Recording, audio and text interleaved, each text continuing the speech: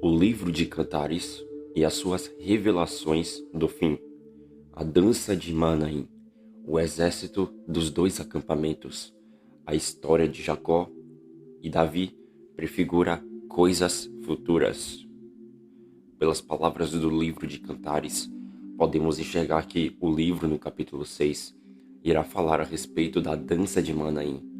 A palavra Manaim significa dois acampamentos, que se refere numa camada de revelação às duas casas de Israel, que é judeus e gentios que têm fé no Senhor Jesus Cristo. Estes dois acampamentos irão ser reunidos nos ares na volta do Senhor Jesus, e esta é a dança de Manaim. Contudo, olhando Manaim de maneira mais profunda, Manaim não somente fala do povo de Deus, mas fala a respeito da dança do acampamento do céu. E este acampamento é o acampamento dos anjos de Deus, juntamente com o acampamento do Israel espiritual do Senhor, formando assim dois acampamentos. Para iniciarmos este estudo, temos que entender o que é Manaim. Manaim é um local que se localiza na fronteira da tribo de Gade e Manassés. Este local é também dos levitas, só que Manaim era um local para se refugiar o homicida que matasse involuntariamente. Então Manaim era um local onde se tinha refúgio. Quando o texto de Cantares fala sobre a dança de Manaim, isso fala a respeito da dança de dois exércitos, que são judeus e gentios que têm fé no Filho de Deus. E não somente isto, mas fala a respeito do encontro do povo santo com o encontro dos anjos de Deus. Em Cantares de capítulo 6, versículo 4, o noivo, que prefigura Cristo, vai falar a respeito da sua noiva, que prefigura a igreja. E ele vai dizer: Formosa és, querida minha, como Tisra, aprazível como Jerusalém, formidável como um exército de bandeiras. Este livro de Cantares aborda o assunto a respeito do noivo e da noiva. A noiva representa a igreja, como eu tinha dito, mas o noivo representa Cristo Jesus. Este livro mostra o amor que a noiva tem pelo noivo e o amor do noivo que o noivo tem pela noiva.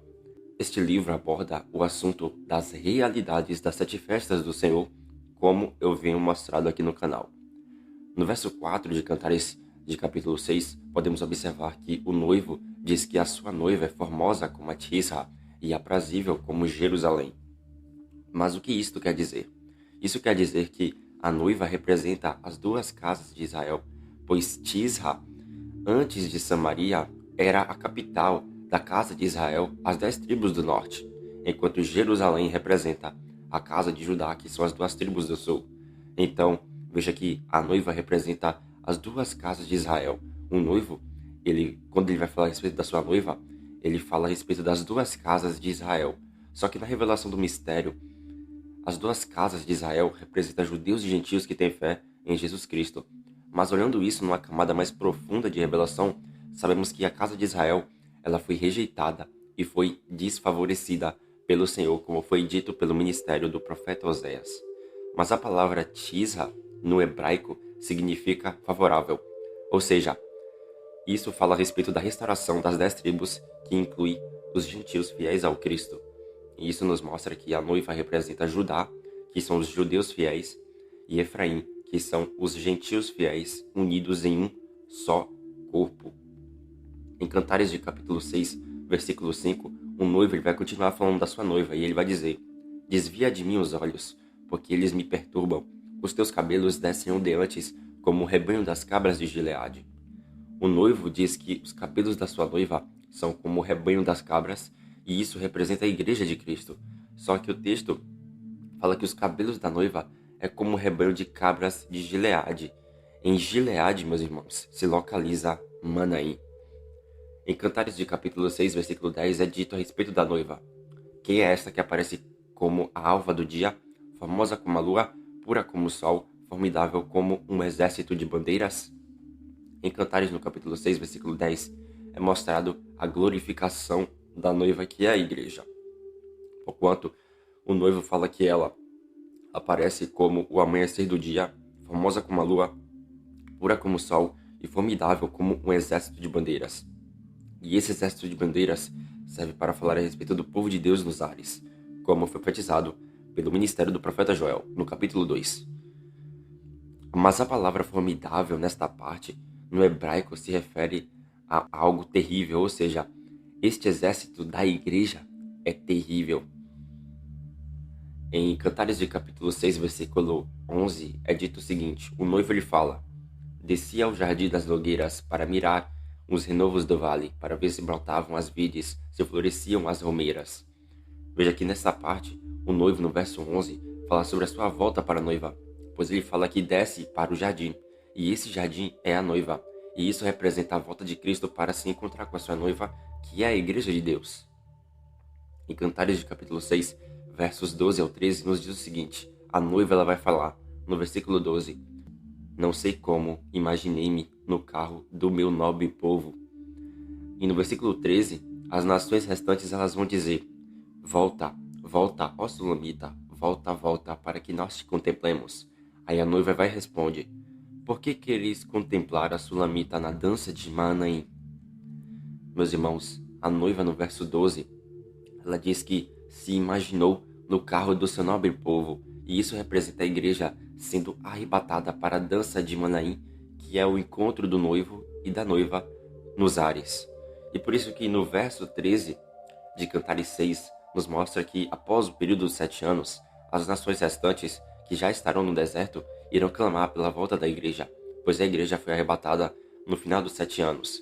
Contudo, a igreja responde e pergunta o motivo pelo qual as nações querem contemplar a dança de Manaim, que é a dança de dois exércitos, que é Judá, que são os judeus fiéis, e gentios, que são Efraim, nos ares com o noivo. Mas estas nações restantes, elas não irão participar desta dança, pois essa dança é íntima do noivo com a sua noiva nos ares, pois é o arrebatamento da igreja, meus irmãos. E detalhe, a dança de Manaim não é a festa do casamento da noiva e do noivo.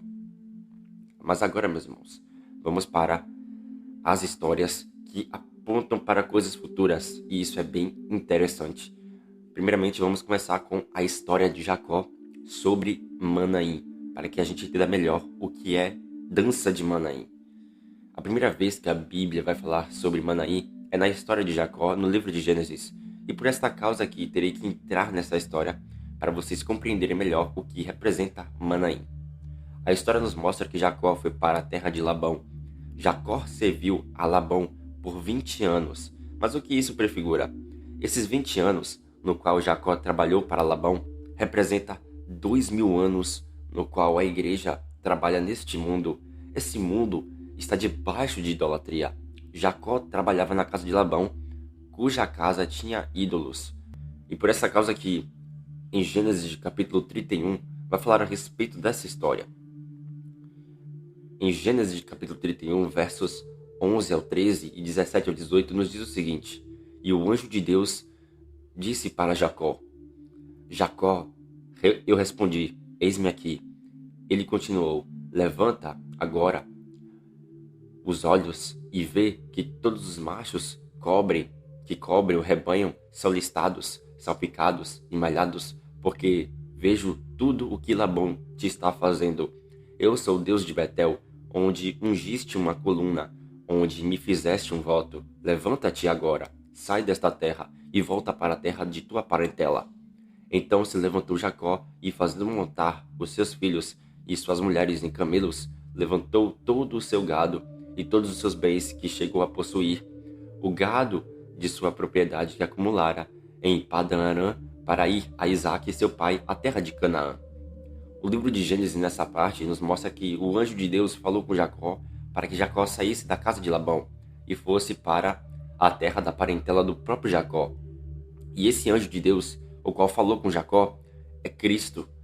E isso está apontando para o que há de acontecer no tempo do fim, pois Cristo irá falar com as suas duas testemunhas para que estas venham a acordar o povo e tirar eles da grande Babilônia, que são as cidades das nações. Então, Jacó nessa parte representa as duas testemunhas, mas Raquel e Lia, que são as suas mulheres, representa a Igreja de Cristo, sendo acordada e indo para o deserto, na metade dos 7 anos.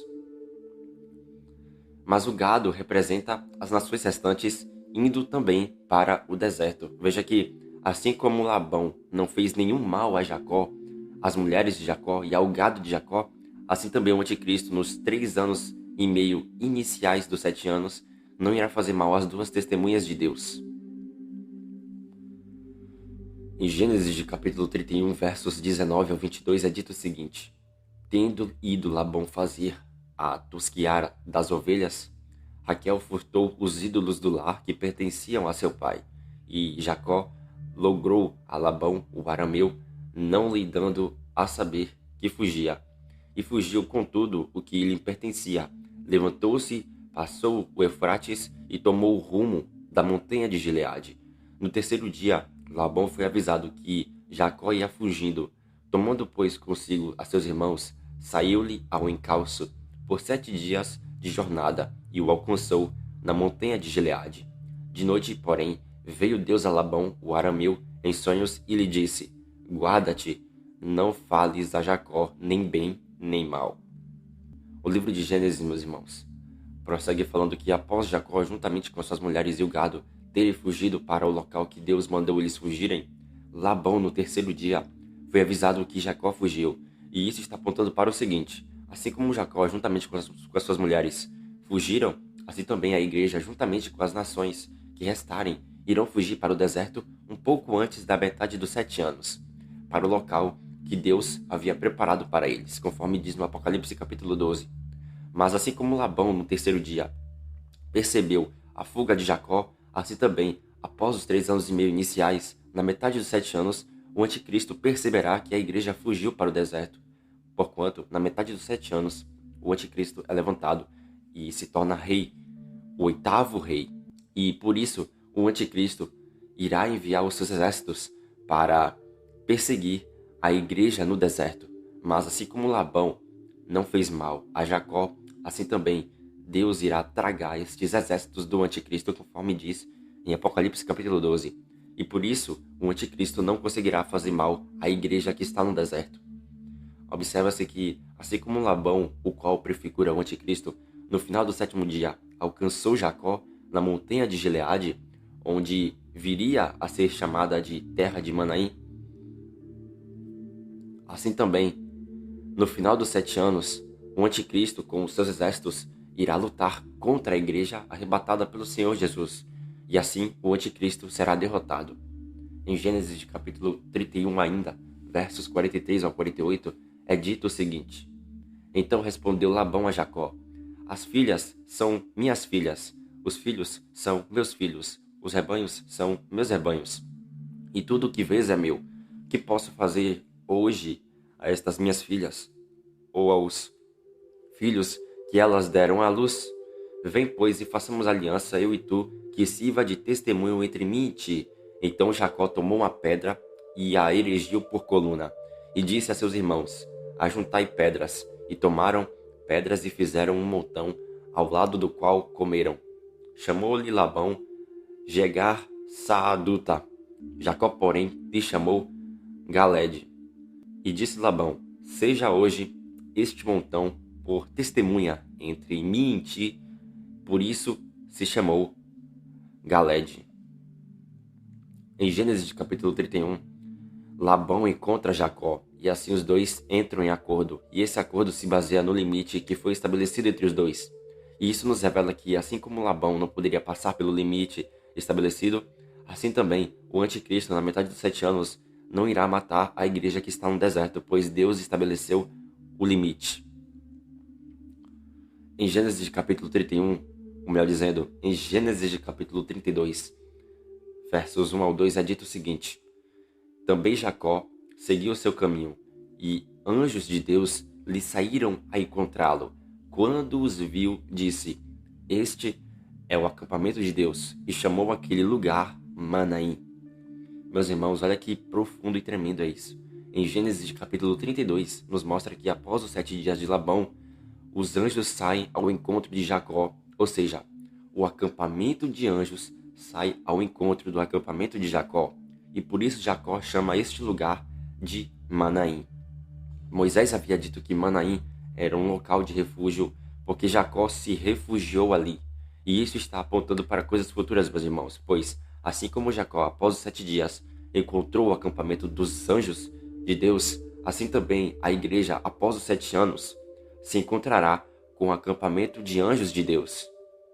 E assim formarão a dança de Manaim, que é 2 acampamentos do Senhor, o acampamento de anjos e o acampamento da igreja. Em Gênesis capítulo 32, versos 24 ao 30 é dito: ficando ele só, e lutava ele com o homem, até ao romper do dia. Vendo este que não podia com ele, tocou-lhe na articulação da coxa, deslocou-se a junta da coxa de Jacó, na luta com o homem. Disse o anjo a Jacó: deixa-me ir, pois já rompeu o dia. Jacó respondeu: não te deixarei ir se me não abençoares. Perguntou-lhe, pois, como te chamas? Ele respondeu: Jacó. Então disse: já não te chamarás Jacó, e sim Israel, pois, como príncipe, lutaste com Deus e com os homens, e prevaleceste. Tornou Jacó e disse: dize, rogo-te, como te chamas? Respondeu ele: por que perguntas pelo meu nome? E o abençoou ali. Aquele lugar chamou Jacó Peniel, pois disse: vi a Deus face a face, e a minha vida foi salva. Em Oséias de capítulo 12, versos 2 ao 4, o profeta Oséias vai falar sobre essa luta que Jacó teve com o anjo do Senhor. E vai dizer o seguinte: o Senhor também com Judá tem contenda e castigará Jacó, segundo o seu proceder, segundo as suas obras o recompensará. No ventre pegou do calcanhar do seu irmão, no vigor da sua idade lutou com Deus, lutou com o anjo e prevaleceu, chorou e lhe pediu mercê. Em Betel achou a Deus, e ali falou Deus conosco. Irmãos, veja o seguinte: após Jacó ter encontrado o acampamento de anjos, ele lutou contra o anjo do Senhor, que é Jesus Cristo, e o venceu, pois Cristo deixou Jacó vencer, e assim Jacó recebeu um novo nome. E o que isso quer dizer? Isso quer dizer que quando a igreja for arrebatada, ela irá encontrar com o acampamento de anjos, pois os anjos ajuntarão os filhos de Deus para os levar para os ares, e assim se formará a dança de Manaim. Mas após isto, a igreja irá encontrar o anjo do Senhor nos ares. Quem é este anjo? Esse anjo é Cristo, meus irmãos. E por isso, a igreja irá receber um novo nome. Veja que quando a igreja for arrebatada, o Israel espiritual será restaurado definitivamente. E assim serão como as estrelas do céu, porque brilharão eternamente. E isso é bem profundo, meus irmãos. Em Gênesis capítulo 33, verso 1, é dito: levantando Jacó os olhos, viu que Esaú se aproximava, e com ele 400 homens. Então passou os filhos a Lia, a Raquel e as 2 servas. Meus irmãos, veja o seguinte: observa-se que após Jacó ter se encontrado com os anjos e com o anjo do Senhor, que é Cristo, e ter recebido um novo nome, que é Israel, Israel, que é Jacó, se encontra com Esaú, mas não ocorre confronto entre Jacó e Esaú. Entretanto, esta parte da história está apontando para coisas futuras, pois a igreja, após se tornar, de fato, o Israel espiritual restaurado literalmente, a igreja, que é o exército do Senhor, após encontrar com o acampamento dos anjos e se encontrar com o anjo do Senhor, que é Cristo, irá descer dos ares para lutar contra o reino do anticristo, que é chamado de Edom, que fala a respeito de Esaú, conforme diz o profeta Obadias, dizendo: a casa de Jacó será fogo, e a casa de José chama, e a casa de Esaú restolho. Aqueles incendiarão a este e o consumirão, e ninguém mais restará da casa de Esaú, porque o Senhor o falou. Repare que a casa de Jacó representa os judeus fiéis ao Senhor Jesus, enquanto a casa de José representa os gentios fiéis ao Senhor Jesus Cristo. Entretanto, a casa de Esaú representa o reino do anticristo, que será destruído pela igreja na batalha do Armagedon. Em Gênesis capítulo 33, versos 16 ao 17 é dito: Assim voltou Esaú aquele dia a Seir pelo caminho onde viera, e Jacó partiu para Sucote, e edificou para si uma casa, e fez palhoças para o seu gado, por isso o lugar se chamou Sucote. Meus irmãos, isso aqui é muito tremendo. Em Gênesis de capítulo 33, é mostrado que, após Jacó ter encontrado seu irmão, Esaú retorna para Seir.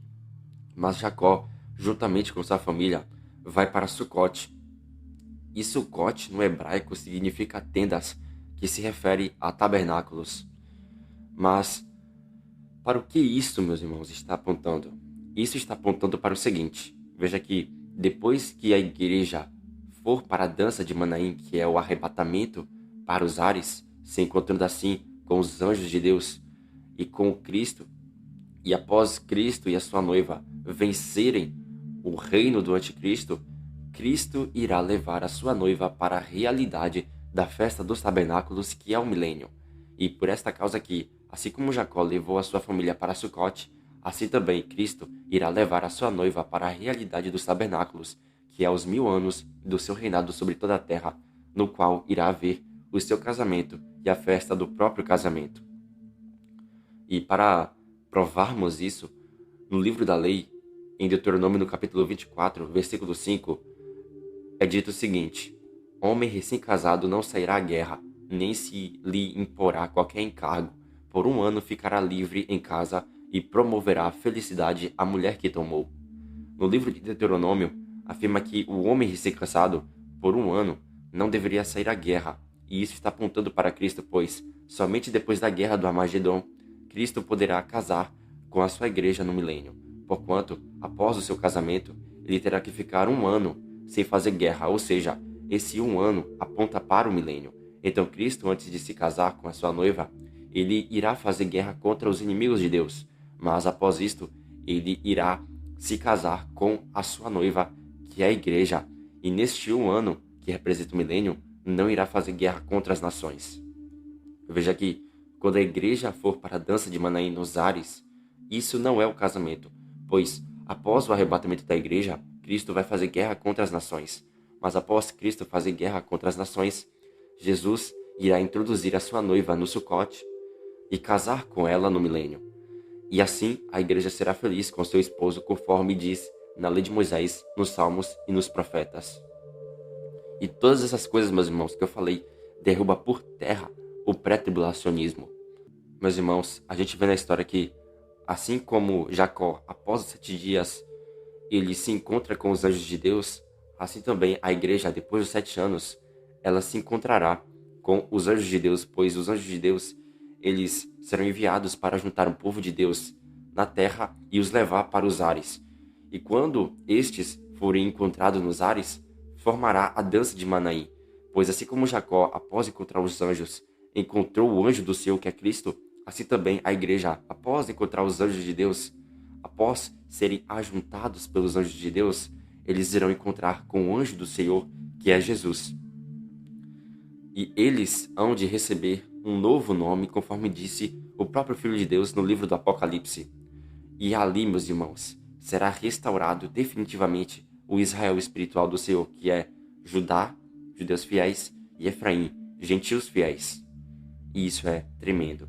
E assim como após o encontro de Jacó com o acampamento de anjos e com o anjo do Senhor, Jacó encontrou Esaú, assim também a igreja, após a dança de Manaim, que é o arrebatamento da igreja, ela irá descer dos ares para guerrear contra os filhos de Esaú, que vai falar ali a respeito do reino do anticristo. Veja que, assim como Jacó, após ter encontrado o seu irmão, ele foi para Sucote com sua família, assim também Cristo, após encontrar com o exército do anticristo, após derrotá-los, ele irá introduzir a sua noiva em Sucote, que é tabernáculos, que fala a respeito do milênio. E isso é tremendo, meus irmãos, isso é glorioso. Por isso que o pré-tribulacionismo está errado. Agora, meus irmãos, vamos para a história de Davi sobre a dança de Manaim. Nesta segunda história, estarei falando sobre Davi e Manaim. Essa parte está abordando mais detalhes sobre o mistério de Manaim. A história irá falar sobre Davi e Absalão. Davi representa Cristo, já os homens valentes de Davi representam a igreja. Zadok irá representar o sacerdócio terreno no milênio.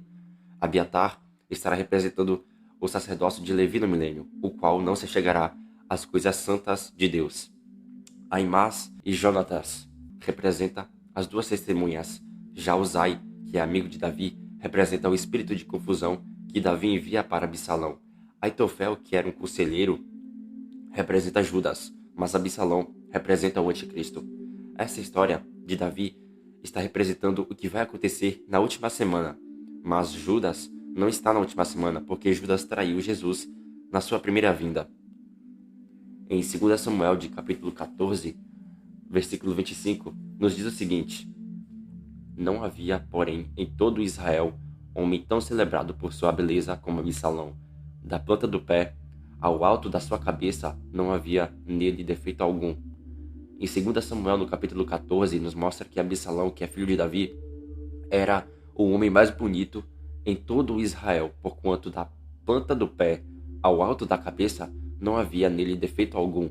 Veja que por fora, no lado exterior, Absalão era perfeito, mas no seu interior ele tinha um coração maligno, e isso está apontando para Satanás, pois o diabo antes da queda era bonito, mas achou-se perversidade no coração do diabo. Absalão, numa camada de revelação, representa Satanás, contudo, numa outra camada de revelação, Absalão representa o anticristo, o filho da perdição. Em 2 Samuel, de capítulo 15, versos 2 a 8, é dito o seguinte: Levantando-se Absalão pela manhã, parava à entrada da porta, e a todo homem que tinha alguma demanda para vir ao rei a juízo, o chamava Absalão a si mesmo e lhe dizia: De que cidade és tu? Ele respondia: De tal tribo de Israel é teu servo. Então Absalão lhe dizia: Olha, a tua causa é boa e reta, porém não tens quem te ouça da parte do rei. Dizia mais Absalão: Ah, quem me dera ser juiz na terra, para que viesse a mim todo homem que tivesse demanda ou questão, para que lhe fizesse justiça. Também, quando alguém se chegava para inclinar-se diante dele, ele estendia a mão e o beijava. Desta maneira fazia Absalão a todo Israel que vinha ao rei para juízo, e assim ele furtava, roubava o coração dos homens de Israel. Ao cabo de 4 anos, disse Absalão ao rei: Deixa-me ir a Hebrom, cumprir o voto que fiz ao Senhor, porque, morando em Gessur, na Síria, fez o teu servo um voto, dizendo: Se o Senhor me fizer tornar a Jerusalém, prestarei culto ao Senhor. Absalão, ele veio para Israel com o objetivo de se tornar rei. Veja que ele havia dito que iria para Hebrom cumprir o voto que fez ao Senhor, mas Absalão, na verdade, estava querendo ser rei, pois Davi havia sido coroado rei em Hebrom, e isso está apontando para os 3 anos e meio iniciais dos 7 anos, pois Absalão ainda não é rei, mas ele estava conspirando para isso. Veja que o anticristo, nos 3 anos e meio iniciais, ainda não será levantado para ser o 8º rei. Em 2 Samuel, de capítulo 15, versos 10 a 11 e 32 a 36, é dito: Enviou Absalão emissários secretos por todas as tribos de Israel, dizendo: Quando ouvirdes o som das trombetas, direis: Absalão é rei em Hebrom. De Jerusalém foram com Absalão 200 homens convidados, porém iam na sua simplicidade, porque nada sabiam daquele negócio. Ao chegar Davi ao cimo, onde se costumava adorar a Deus, eis que Uzai, o arquita, veio encontrar-se com ele, de manto rasgado e terra sobre a cabeça. Disse-lhe Davi: Se fores comigo, ser-me-ás pesado. Porém, se voltares para a cidade e disseres a Absalão: Eu serei, ó rei, teu servo, como fui dantes, servo de teu pai. Assim agora serei teu servo, dissipar-me-ás. Então, o conselho de Aitofel. Lá estão com eles os seus 2 filhos, Aimás, filho de Zadok, e Jonatas, filho de Abiatar. Por meio deles me mandareis notícias de todas as coisas que ouvirdes. Meus irmãos, vejam o seguinte: Absalão, durante 4 anos, roubava o coração do povo, pois este tinha o objetivo de se tornar rei. E isso está apontando para o anticristo, porquanto o anticristo é um homem especialista em lisonjas. E por isso ele conseguirá perverter a muitos do povo de Deus.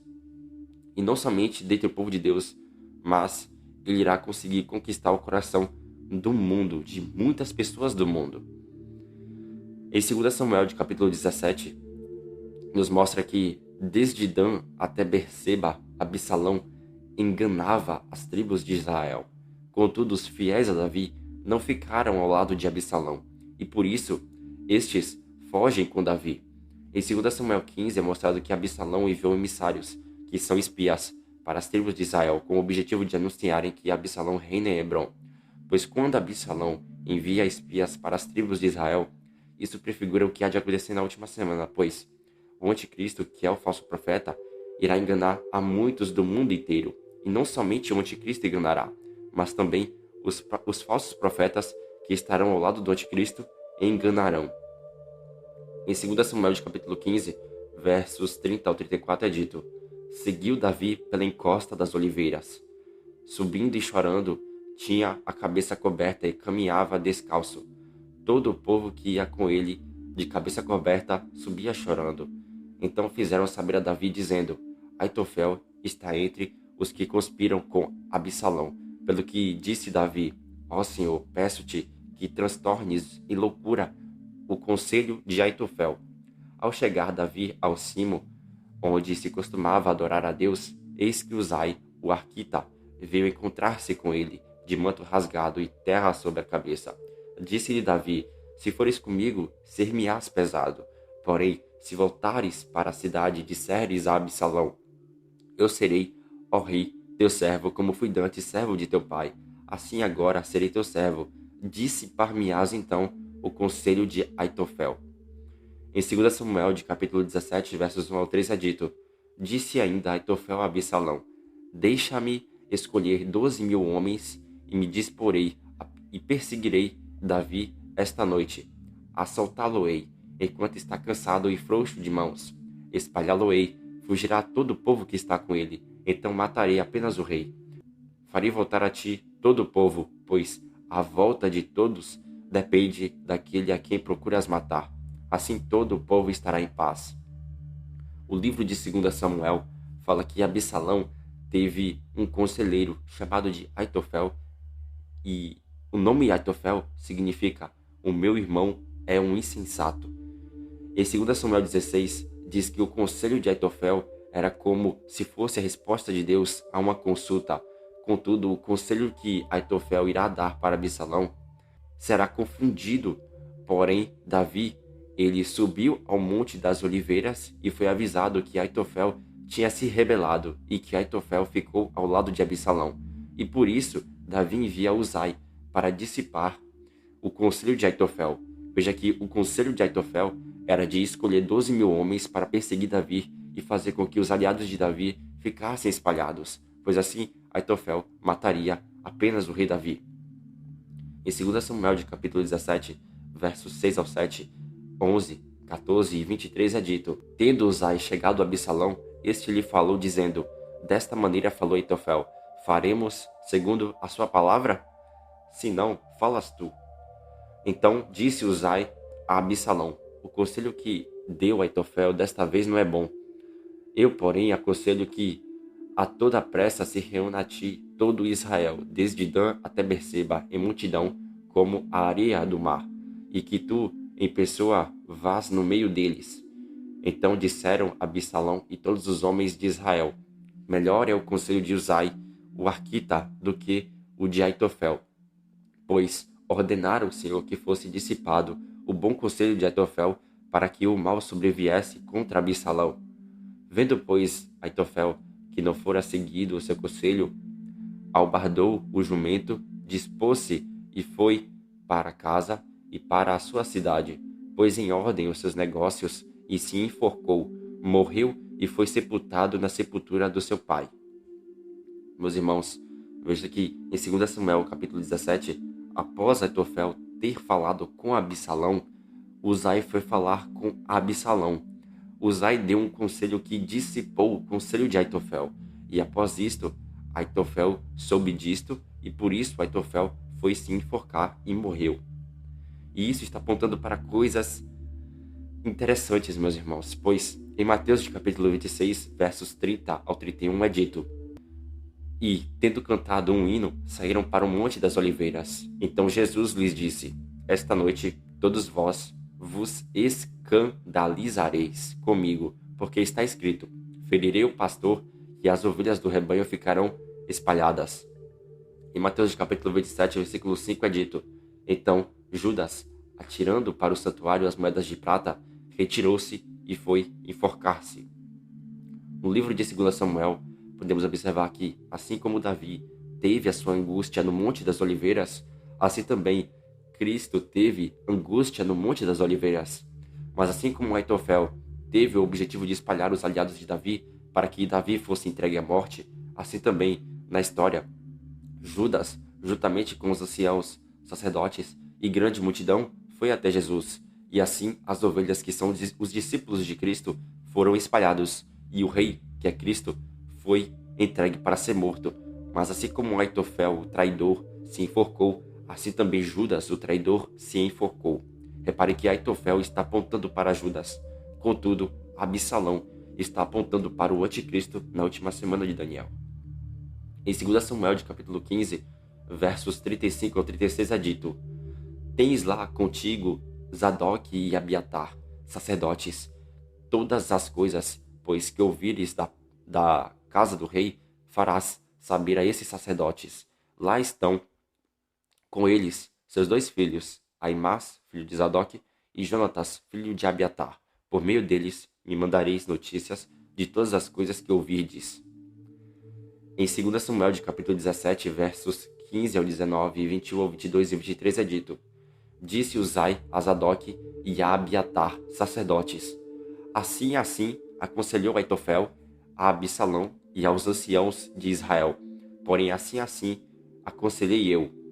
Agora, pois, mandai avisar depressa a Davi, dizendo: Não passes esta noite nas vales do deserto, mas passa sem demora ao outro lado, para que não seja destruído o rei e todo o povo que com ele está.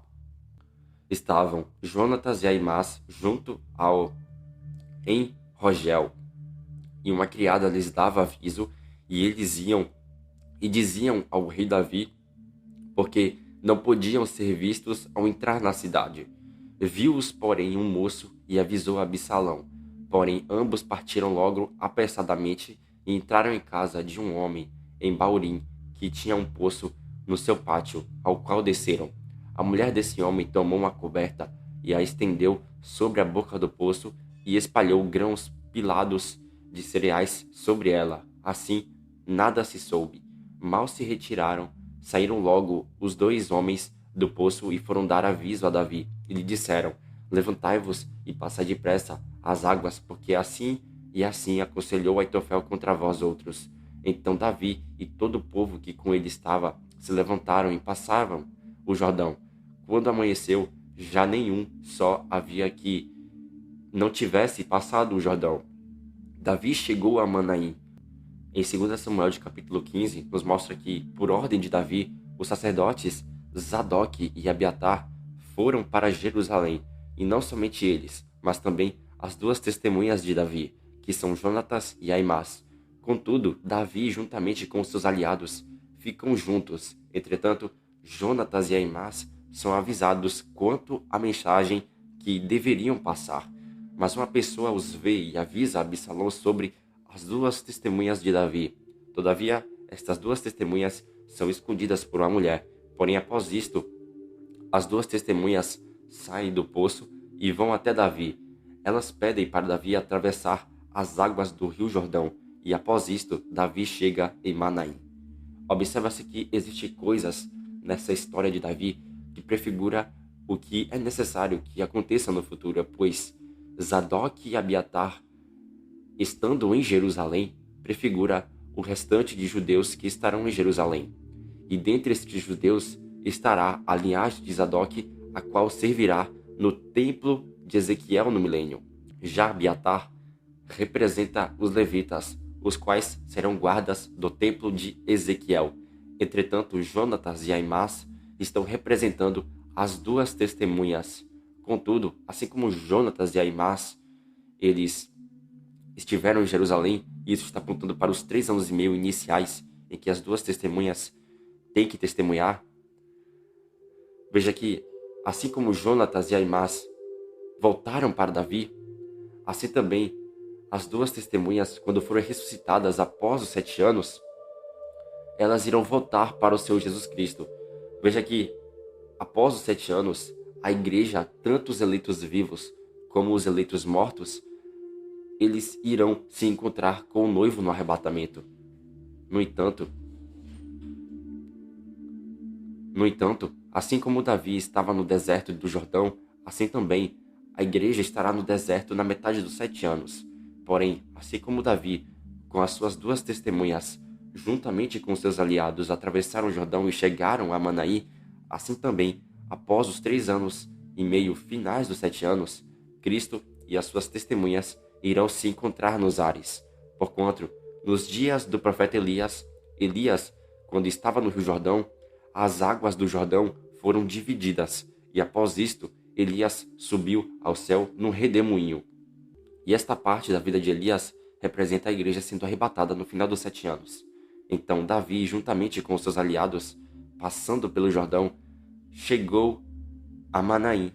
E isso representa o arrebatamento da igreja para o encontro do Senhor nos ares, para que estes venham a dançar a dança de Manaim, que é o encontro de Cristo com o acampamento de anjos para com a sua igreja gloriosa como a lua. Em 2 Samuel, de capítulo 17, versículo 24, nos diz o seguinte: Davi chegou a Manaim, Absalão tendo passado o Jordão com todos os homens de Israel, e no versículo 25 vai dizer: constituiu a Amasa em lugar de Joabe sobre o exército. Em 2 Samuel, de capítulo 18, versos 3 ao 4, é dito: respondeu, porém, o povo a Davi: não sairás, porque se formos obrigados a fugir, não se imporão conosco, nem ainda nem metade de nós morra, pois tu vales por 10.000 de nós. Melhor será que da cidade nos preste socorro. Tornou-lhes Davi e disse: o que vos agradar, isso farei. Pôs-se o rei ao lado da porta, e todo o povo saiu a centenas e a milhares. Meus irmãos, veja o seguinte: a história nos diz que após Davi, juntamente com seu povo, que são seus aliados, ter chegado a Manaim, Absalão com os homens de Israel passaram o Jordão. Veja que no capítulo 18 nos mostra que o povo que estava ao lado de Davi era de centenas e milhares. E isso está apontando para os 144.000, que é toda a igreja de Cristo. Mas o povo de Davi, a gente vai ver que ele foi batalhar contra Absalão. Absalão e seu exército perderam para o exército de Davi. E isso está nos mostrando que, assim como Davi com o povo passou por Manaim, assim também Cristo e a sua igreja irão passar para a realidade deste Manaim, que é o encontro do noivo e da noiva, que é a dança de Manaim. Entretanto, assim como o povo lutou e venceu Absalão, assim também Cristo e a igreja, que é os 144.000, irá vencer o anticristo. Veja que em 2 Samuel, de capítulo 17, versos 27 ao 29, é dito: tendo Davi chegado a Manaim, soube, filho de Naás, de Rabá, dos filhos de Amon, e Maquir, filho de Aimiel, de Lodebar, e Barzilai, o Gileadita, tomaram camas, bacias e vasilhas de barro, trigo, cevada, farinha, grãos torrados, fava e lentilhas, também mel, coalhada, ovelhas e queijo de gado, e os trouxeram a Davi e ao povo que com ele estava para comerem, porque disseram: este povo no deserto está faminto, cansado e sedento. Repare que, assim como Davi e o seu povo, após atravessar o Jordão, tiveram descanso e comida, assim também Cristo e a igreja, após passarem pela dança de Manaim, que é o arrebatamento da igreja, irão celebrar a festa do seu casamento no milênio. E isso será com comidas mesmo. Tudo isso, meus irmãos, nos mostra que o Messias já estava sendo revelado pelas Escrituras, mas infelizmente muitas pessoas rejeitam as palavras de Deus. Entretanto, aos que têm ouvidos e ouvem, a estes é dado o conhecimento dos mistérios de Deus. os quais são revelados pelas Escrituras. Todos estes mistérios nos revelam o que é a dança de Manaim, e isto é algo maravilhoso da parte do Senhor dos Exércitos. Meus irmãos, este foi o vídeo. Que Deus nos abençoe, em nome de Jesus. Amém.